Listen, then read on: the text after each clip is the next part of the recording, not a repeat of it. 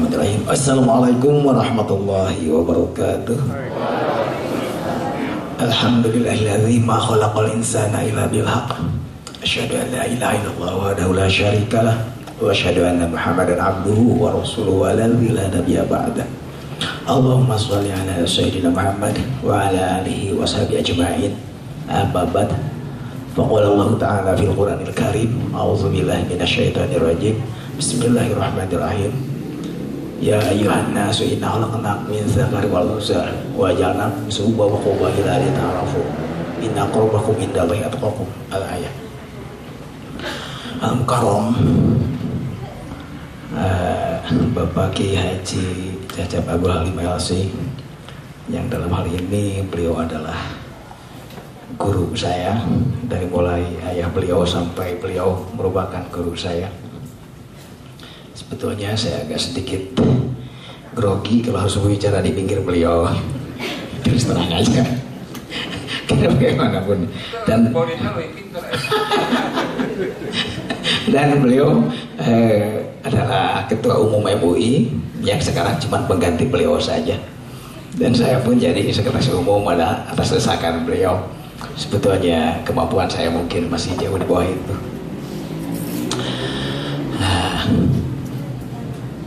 Al-Mukarramun, para pengurus LDII dari mulai tingkat pusat, tingkat wilayah, dan tingkat daerah Kabupaten Garut yang saya hormati dan yang saya cintai dan saya banggakan, para peserta pelatihan dai-dai di lingkungan LDII Kabupaten Garut. Pada kesempatan ini saya mendapat tugas dari Bapak Ketua Umum MUI Kabupaten Garut, Bapak Kiai Haji Dr.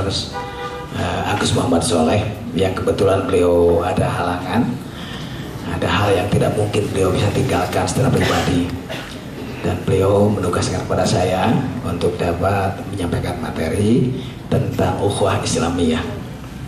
Tadi sudah dikatakan oleh Pak Kiai, jadi harus tahu diri Pak ya, jangan diri tahu gitu.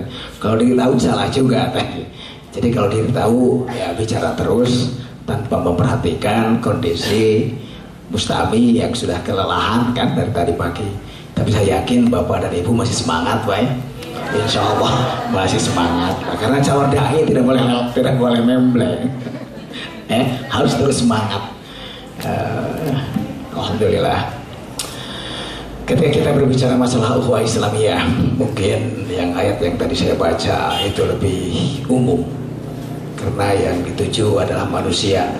Ya ayuhan nas, ya seluruh manusia, sesungguhnya aku ciptakan engkau dari laki-laki dan perempuan, dan seterusnya dijadikan syu'uban wa qabaila, berbangsa-bangsa dan bersuku-suku, lita'arafu, untuk saling berkenalan.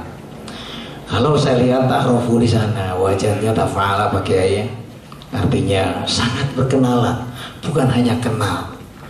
Jadi saling mengenal, saling mengenal, bukan hanya sekali, tapi saling mengenal. Ta'arafu wajah tafa'ala, yang sering terjadi interaksi antara keduanya. Maka ayat itu mengingatkan kita bahwa ta'arufu saja tidak cukup, tapi ta'arufu di sana harus lebih pada nilai-nilai saling memberi manfaat. Ini yang paling penting. Apa artinya kita berukhuwah? Apa artinya bersaudara? Tapi kita tidak memiliki sifat, tidak memiliki kehendak, tidak memiliki niat untuk saling memberi manfaat antar kita. Kalau saya katakan syu'uban wa qabaila, di sana diartikan pada bersuku-suku, berbangsa-bangsa. Dan dari suku bangsa itu akan muncul berbagai pemahaman, baik dalam keilmuan maupun dalam pemikiran yang lain. Kalau kita lihat di dunia ini banyak sekali ilmu yang muncul, baik yang sifatnya ilmu pengetahuan dan teknologi, atau juga pemahaman-pemahaman tentang keagamaan. Banyak sekali ada perbedaan satu sama lain. Kalau si A mengatakan sentuhan perempuan laki yang bukan muhrim dan sudah pada berakal, sudah tamyiz, maka itu akan membatalkan wudhu. Tapi tidak sedikit juga yang mengatakan itu tidak membatalkan wudhu. Perbedaan ini jangan menjadikan kita malah menjadi bermusuh-musuhan. Ini yang harus kita pegang. Tadi sebetulnya kata Pak Kiai sudah disebutkan bahwa Muslim itu adalah bersaudara. Al-muslimuna ikhwatun. Artinya bahwa persaudaraan ini tidak akan terpisahkan, tidak akan terlepas pada sebuah perbedaan pendapat selama perbedaan pendapat itu tidak masuk pada wilayah-wilayah yang prinsipil. Ya, kalau masuknya pada wilayah prinsipil, mungkin hal itu adalah mungkin kita merupakan uhwah basyariyah atau mungkin uhwah wataniyah, persaudaraan yang sifatnya manusia dan persaudaraan yang sifatnya satu bangsa dalam satu negara. Makanya saya sendiri kebetulan pernah di FKUB, Forum Kerukunan Umat Beragama, sebagai wakil ketua, tapi sekarang sudah diganti. Nah, itu saya sering juga berbicara dengan mereka-mereka yang non-muslim bahwa kita memiliki sebuah hubungan senegara, sebangsa, walaupun tidak hubungan seagama. Dan saya selalu memperingatkan kepada mereka, kalau Anda ingin bermanfaat bagi kami, silakan bantu umat Islam, tapi jangan coba-coba untuk menyelewengkan akidah mereka. Artinya di sini kita jangankan dengan sesama muslim yang jelas-jelas memiliki Quran yang sama, hadis yang digunakannya juga sama, dengan non-muslim kita membuat sebuah kesepakatan untuk saling memberi manfaat tanpa harus mengubah akidah yang mereka bantu. Dan ini di Garut sering terjadi sebetulnya. Dan saya beberapa kali sebagai baik waktu di FKUB maupun di Majelis Ulama itu beberapa kali meluruskan permasalahan yang terjadi baik di daerah selatan kemarin mungkin ada terjadi permurtadan dari Islam ke non muslim, dan ada juga di daerah tengah mungkin setahun atau 2 tahun yang lalu. Nah, ini sering kali kita mengadakan dialog dengan mereka. Nah, dalam masalah sesama Islam pun, kalau seandainya ada beda pendapat, itu alangkah baiknya dilakukan sebuah dialog, sehingga kita bisa meluruskan permasalahan yang mungkin tadinya berbeda pendapat menjadi memahami perbedaan pendapat tersebut. Artinya bahwa golongan-golongan muslim tidak selalu eksklusif berada di golongan muslim yang lain. Insya Allah akan berjalan. Saya sebagai tadi dikatakan tidak ada hadis yang mengatakan bahwa surga untuk orang NU, tidak untuk orang Muhammadiyah ataupun yang lainnya. Kebetulan saya di NU sebagai wakil ketua bidang organisasi dan pendidikan. Nah, kami selalu mengadakan komunikasi dengan organisasi yang lain dalam rangka kita menyamakan persepsi atau kita bersama dalam perbedaan. Jangan berbeda dalam persamaan. Yang samanya sama lah, tapi kita bersama dalam perbedaan. Ada perbedaan itu adalah sebagai manusia. Jangankan dengan orang luar yang beda, dengan orang dalam satu rumah, kadang-kadang kita memiliki sebuah perbedaan. Tapi dengan perbedaan itu kita bangun sebuah kebersamaan. Mungkin sudah merupakan suatu hal yang banyak dibicarakan. Kalau umpamanya para dai yang dulu suka bilang, sambal itu terdiri dari unsur yang berbeda. Ada terasinya, ada cengeknya, ada uyahnya, ada gulanya, dan ada garamnya dan sebagainya. Tapi diramu dengan ramuan yang baik, maka jadi sambal yang sungguh memberikan kenikmatan bagi orang yang sehat. Kalau bagi saya kadang-kadang jadi penyakit. Nah, ini sebuah permasalahan. Jadi dalam sebuah perbedaan kita bisa bentuk sebuah kebersamaan, kita bisa bentuk sebuah persaudaraan selama perbedaan itu tidak keluar dari prinsip-prinsip akidah. Sama kalau fikih wilayah ijtihad gitu ya. Jadi kadang-kadang kita berbicara begitu wilayah ijtihad, tapi kalau ada perbedaan, jadi masalah malah. Ini yang tidak, yang seharusnya kita kembangkan dalam kehidupan. Ketika kita menghargai perbedaan, maka kita bisa keluar masuk kemana saja. Saya sebagai orang NU kadang-kadang kalau ke sorean, saya sholat di masjid siapa aja. Ada masjid Muhammadiyah, saya sholat di sana. Ada masjid Persis, saya sholat di sana. Gak apa-apa, bedanya sedikit. Kalau maaf, kalau Persis tidak ngusap muka, kalau saya ngusap muka gitu. Tapi gak pernah ada yang negor. Malah saya pernah sholat di Masjid Uninus gitu. Ada seorang anak muda yang tahiyatnya ini telunjuknya digerak-gerak gitu. Tapi ketika salam mukanya diusap, maka saya pikir, oh ini Persis NU. Itu adalah itu tidak menjadi permasalahan menurut saya. Kalau Persis sudah mirip ya, jadi mirip NU. Itu ada hal yang terjadi. Saya pernah berjamaah, yang dijamahinya ya mungkin ada sedikit perbedaan pendapat dengan saya. Dan saya juga pernah berjamaah menjadi imam di sebuah tempat yang mungkin berbeda pendapat dengan saya. Saya tahunya apa? Ketika saya kunut, makmum saya nggak kunut gitu. Kenapa tahu? Nggak ada yang amin misalnya. Kan kalau saya kunut pasti ada yang amin ya. Ketika saya Allahumma hadina fi man hadait, nggak ada yang amin. Tapi tetap sholat kita sah.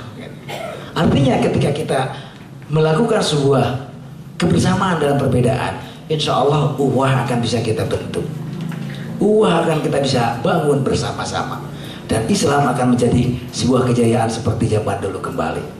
Sebab kadang-kadang kalau saya baca sejarah, perbedaan-perbedaan pendapat itu kadang-kadang dibentuk oleh orang yang benci dengan Islam juga. Digede-gedekan gitu. Malah saya kadang-kadang nggak setuju ya kalau bahwa Islam dibesarkan dengan pedang gitu. Saya pernah membaca sebuah sejarah ini mungkin Pak Kiai bisa meluruskan karena Pak Kiai lama di Arab, kalau saya baru sekali.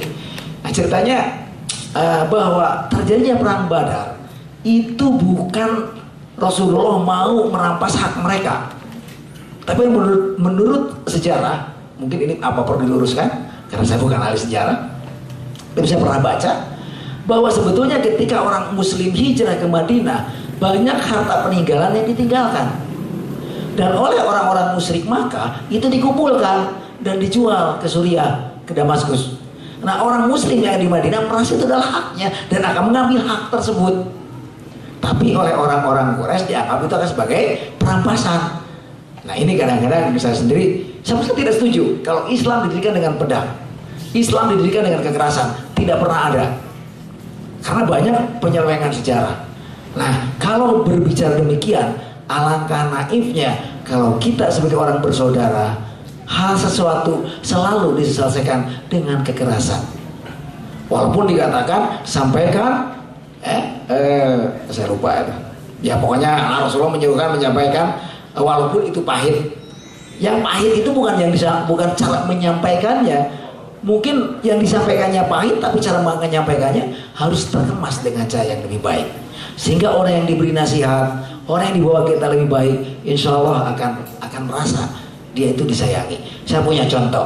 Saya kebetulan selalu berada di tempat yang penuh dengan orang, tadi kalau kata Pak Kiai, orang yang dianggap bermaksiat, orang bermaksiat. Dan itu saya selalu raih. Ini mungkin jadi komentar dakwah ya, yang seharusnya saya pakai Pak Kiai. Tapi dalam rangka uah ya. Saya selalu raih dan saya selalu mengatakan bahwa yang kita benci itu bukan orangnya, tapi kelakuannya. Sehingga sekarang walaqad karomna bani Adam, Allah telah memuliakan pada bani Adam. Hanya mungkin kelakuannya saja yang menjadikan dia salah. Kita coba, saya dekati orang pemabok, saya dekati mereka, saya bawa ngobrol. Kadang-kadang kalau mereka sedang mabok, saya bawa ke rumah, saya kasih minum. Lama-lama mereka menyadari.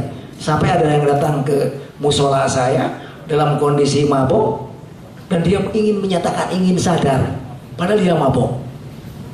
Dan dia menyatakan, Ustaz, saya ini ingin sholat, tapi kata guru saya sholat saya nggak diterima karena saya masih mabok. Saya bingung jawabnya. Tapi saya jawab begini, udah, karena kamu masih terbiasa mabok, sholatmu diterima. Sama kalau saya katakan sholat kamu diterima, dia malah lari. Dia bilang lagi, Ustaz, saya belum bisa baca Fatihah. Apakah salah sah atau tidak? Saya katakan sah untuk kamu karena belum bisa. Dan alhamdulillah sejak itu sering datang ke masjid saya. Dan lama-lama mabuknya berkurang. Dan sekarang alhamdulillah menjadi alul masjid. Dan mabuknya sudah enggak. Dan itu banyak terjadi. Ada anak yang pacaran, oleh orang lain dilarang, saya bawa pacarannya di masjid saya. Istri saya protes, Pak, kok anak pacaran dibawa ke masjid? Ma, kalau pacaran di masjid gak bakal berbuat yang enggak, karena dia pacaran sambil ngaji.